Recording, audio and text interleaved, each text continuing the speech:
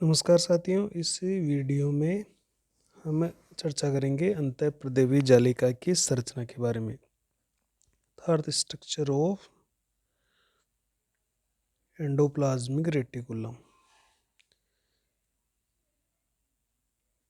इससे पिछले वाले वीडियो में हमने अंतःप्रदेवी जालिका या ईआर के बारे में चर्चा, उसकी खोज, उसके प्रकार और जो चिकनी खुरदरी अंतःप्रदेवी जालिका होती है उसके बारे में हमने विस्तार से चर्चा की थी। इस वीडियो में अपन पढ़ेंगे कि अंतःप्रदेवी जालिका की संरचना कैसी होती है, इसमें कौन कौन सी संरचनाएं पाई जाती है। तो हमने ये कहा था कि जैसे कोशिका है तो कोशिका में केंद्रक झिल्ली और कोशिका झिल्ली के बीच में जो जाल रूपी संरचना पाई जाती है उसको हमने कहा था अंतःप्रदेवी जालिका, जो जाल जैसी संरचनाएं पाई जा रही है। अर्थात केंद्रक और जो कोशिका झिल्ली प्लाज्मा मेम्ब्रेन है उसके बीच में जो जाल जैसी संरचना पाई जा रही है उसी जाल को हमने कहा एंडोप्लाज्मिक रेटिकुलम। अर्थात एंडो यानी अंदर, प्लाज्मिक यानी साइटोप्लाज्म, रेटिकुलम यानी जाल। तो कोशिका के अंदर जो जाल जैसी संरचना पाई जाती है उसको एंडोप्लाज्मिक रेटिकुलम या अंतःप्रदेवी जालिका कहते हैं। आखिर इसकी संरचना कैसी होती है? तो इस अंतःप्रदेवी जालिका को अगर ध्यान से देखें तो सबसे पहले तो बात यही है कि ये वसा व प्रोटीन, जितने भी कोशिकाओं की झिल्लियाँ हैं सबकी वसा और प्रोटीन की बनी हुई है। यह वसा एवं प्रोटीन, जिसको हम क्या कह देंगे, दोनों को मिलाकर लिपोप्रोटीन। लिपोप्रोटीन, लिपो का मतलब लिपिड यानी वसा और प्रोटीन का मतलब प्रोटीन है। तो यह वसा व प्रोटीन अर्थात लिपोप्रोटीन से निर्मित होती है। यह इकाई कला, इकाई कला इसको हम कह रहे हैं यूनिट मेम्ब्रेन, यूनिट मेम्ब्रेन से निर्मित है। फर्क ये है कि ये जो सामान्य जो कोशिका झिल्ली होती है, जो कोशिका झिल्ली भी लिपिड और प्रोटीन की बनी होती है, वो भी लिपो और प्रोटीन की बनी होती है। लेकिन ये कोशिका झिल्ली और ये जो इकाई कला है इसमें फर्क यही है कि इकाई कला पतली होती है। तो ये कोशिका झिल्ली की तुलना में पतली होती है। फर्क ये है, जबकि कोशिका झिल्ली है वो थोड़ी अधिक विकसित और मोटी होती है। लिपोप्रोटीन का मतलब क्या होता है कि ये प्रोटीन है, फिर लिपिड की परतें हैं, फिर प्रोटीन है। तो इस तरह से जो लेयर पाई जा रही है तीन पदार्थों की, वो एक ये पूरे मिलकर एक इकाई कला बनाती है। तो इस तरह से इसके अंदर जो इसकी झिल्ली होती है ये एकल झिल्ली से घिरी हुई है और ये वसा और प्रोटीन से निर्मित होती है, जो कि कोशिका झिल्ली इसकी तुलना में पतली होती है। कोशिका झिल्ली में भी लिपिड और प्रोटीन्स पाए जाते हैं, लेकिन वो आकार में बड़ी होती है। एक चीज़ और ध्यान रखिए, ये एकल झिल्ली से घिरी होती है। एकल झिल्ली से घिरा कोशिकांग है और ये झिल्ली हम जानते हैं कि वसा और प्रोटीन की बनी हुई है। अब इसकी संरचना में कौन कौन सी रचनाएं पाई जाती है? तो हम ये कह सकते हैं कि ईआर में 3 प्रकार की रचनाएं होती है। 3 प्रकार की रचनाएं पाई जाती है। अगर हम इसकी रचना की बात करें तो देखो, इसमें एक तो बिल्कुल चपटी और लंबी लंबी संरचनाएं पाई जाएगी। इस तरह से चपटी और लंबी और असाकित संरचनाएं, जैसे ये है, इस तरह की संरचनाएं पाई जाएगी, जिनके ऊपर CS जो राइबोसोम होंगे वो लगे हुए रहेंगे इसके ऊपर। इस तरह से ये राइबोसोम राइबोफोरिन प्रोटीन से लगे हुए रहेंगे। तो ये जो लंबी, चपटी और असाकित संरचनाएं हैं, ये नली की तरह है, तो इनको हम कहते हैं सिस्टर्नी। तो इसका पहला पार्ट तो गया सिस्टर्नी, जिसको हम इस तरह से लिखते हैं सिस्टर्नी। तो इस सिस्टर्नी में भी देखिए दो इसकी ये लंबी है, चपटी है, पतली है और असाकित नलिकाकार संरचनाएं होती है। इनके अंदर देखो एक खाली जगह पाई जा रही है, ये इनके अंदर भी। इसको तो हम कहते हैं लूमेन, या इसको हम कह देंगे इंट्रा सिस्टर्नी स्पेस। लूमेन का एक नाम और है इंट्रा सिस्टर्नी स्पेस। इंट्रा का मतलब है जो इसके अंदर पाया जा रहा है। एक अपन खाली बीच में थोड़ा सा अवकाश और देखें तो ये हो रहा है इनके बीच में, दो सिस्टर्नी के बीच में पाया जा रहा है, तो इसको हम कहेंगे इंटर सिस्टर्नी स्पेस। दो सिस्टर्नी के बीच में जो कुछ जगह पाई जाती है उसको तो बोलेंगे इंटर सिस्टर्नी स्पेस। और जो एक सिस्टर्नी के अंदर जो खाली जगह पाई जा रही है उसको लूमेन कह देंगे, या इसको कहेंगे इंट्रा सिस्टर्नी स्पेस। इंट्रा है ये और ये इंटर है। इंटर का मतलब एक सिस्टर्नी के अंदर पाई जाने वाला अवकाश ये जो है, और इंटर का मतलब हो गया दो सिस्टर्नी के बीच में पाए जाने वाला अवकाश। यहाँ पर देखो ये राइबोसोम है, ये CS राइबोसोम है, उसकी बड़ी उप इकाई होती है। तो यहाँ पर इस राइबोसोम के और अंतःप्रदेश जालिका के बीच में यहाँ पर एक प्रोटीन होती है, उस प्रोटीन का नाम है राइबोफोरिन प्रोटीन। तो राइबोफोरिन प्रोटीन की सहायता से यहाँ पर ये राइबोसोम इस अंतःप्रदेवी जालिका की झिल्ली से जुड़े हुए रहते हैं और प्रोटीन संश्लेषण में मदद करते हैं। अब ये है कि ये राइबोसोम इस अंतःप्रदेवी जालिका की झिल्ली के जिस स्थान पर जुड़े हुए हैं, जैसे ये स्थान है जहाँ पर ये राइबोसोम जुड़ा हुआ है, या ये स्थान है, तो इन स्थानों को ट्रांसलोकोन भी कहते हैं। ट्रांसलोकोन,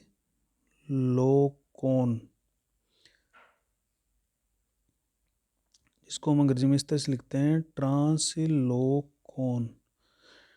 ट्रांस का मतलब ट्रांसलेशन से बना है, लोकोन का मतलब लोकस या स्थल से होता है। तो यहाँ ट्रांसलेशन मतलब यहाँ पर प्रोटीन का निर्माण होगा, तो वो स्थल जहाँ पर प्रोटीन बनेगा तो उन स्थलों को ट्रांसलोकोन कहते हैं, अर्थात इन स्थानों पर राइबोसोम निश्चित रूप से पाया जाएगा। तो जिन स्थानों पर अंतःप्रदेवी जालिका के जिन स्थानों पर राइबोसोम राइबोफोरिन प्रोटीन से जुड़े रहते हैं और वो स्थान क्या कहलाएंगे, ट्रांसलोकोन। तो वो स्थल तो कहलाएंगे ट्रांसलोकोन और वो प्रोटीन कहलाएगी राइबोफोरिन प्रोटीन, और ये राइबोसोम होगा CS का राइबोसोम। चलिए दूसरी इसकी बात करते हैं।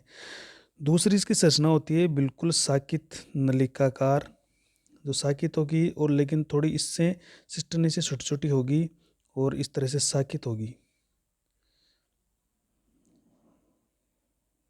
जिसको हम इस तरह से कह सकते हैं ये साकी संरचनाएं। इसके ऊपर राइबोसोम नहीं पाया जाएगा, ये बिल्कुल चिकनी होगी। तो इस तरह की जो साकी संरचनाएं इनको कहते हैं 2 नंबर नलिकाएं, और नलिकाओं को हम कहते हैं ट्यूबल्स। तो ये नलिकाएं पाई जा रही है, इस पर राइबोसोम नहीं पाए जाते हैं, इसलिए ये प्रोटीन संश्लेषण का काम तो नहीं करेगी, बल्कि ये वसा का संश्लेषण का काम करेगी। तीसरी इसकी संरचनाएं होती है जो गोलाकार संरचनाएं होती है, इस तरह से गोल गोल इस तरह से। तो इनमें राइबोसोम, इनके सतह पर राइबोसोम हो भी सकते हैं और नहीं भी हो सकते। तो इन जो गोल गोल संरचनाएं हैं, थैली जैसी संरचनाएं हैं जिनमें कुछ स्रावी पदार्थ भरे हुए होते हैं, तो इनको हम कहते हैं पुट्टिकाएं। तो 3 नंबर की संरचना हो गई पुट्टिकाएं, ये इनको कहेंगे वेसिकल्स। तो इस तरह से हम देखें तो अंतःप्रदेवी जालिका 3 संरचनाओं से मिलकर बनी होती है। पहली सिस्टर्नी, दूसरी नलिकाएं, तीसरी पुट्टिकाएं, या इसको सिस्टर्नी, ट्यूबल्स और वेसिकल्स कहते हैं। जिसमें सबसे मुख्य कौन सी है, सिस्टर्नी सबसे महत्वपूर्ण है, सबसे ज़्यादा पाई जाती है।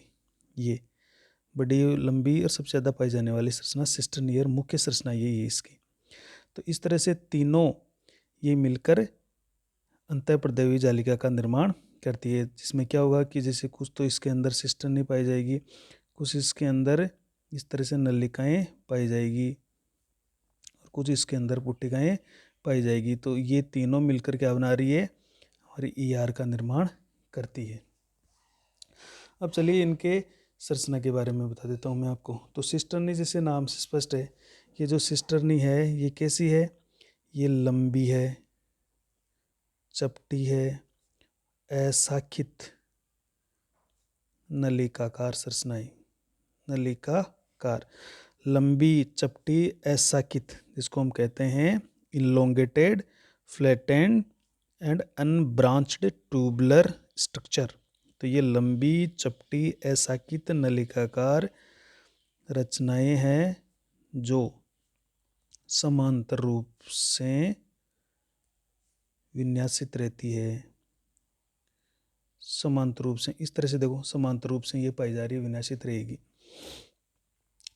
अब हमने कहा कि प्रत्येक सिस्टर्नी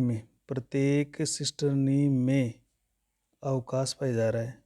उस अवकाश को हमने क्या कहा, इंट्रा सिस्टर्नी स्पेस, या इसका हमने एक नाम और दिया था लूमेन। और दो सिस्टर्नी के बीच में जो अवकाश पाया जा रहा है, उस अवकाश को हमने कहा इंटर सिस्टर्नी स्पेस कह दिया हमने। ये इसकी बात होगी। ये अब सिस्टर्नी पर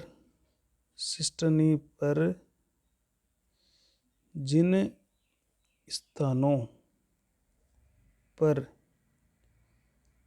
राइबोसोम भी कौन से, 80S की बड़ी उप इकाई, ये याद रखिएगा। जिन स्थानों पर राइबोसोम भी कौन से, 80S की जो बड़ी उप इकाई होगी, राइबोसोम जुड़े होते हैं, उन्हें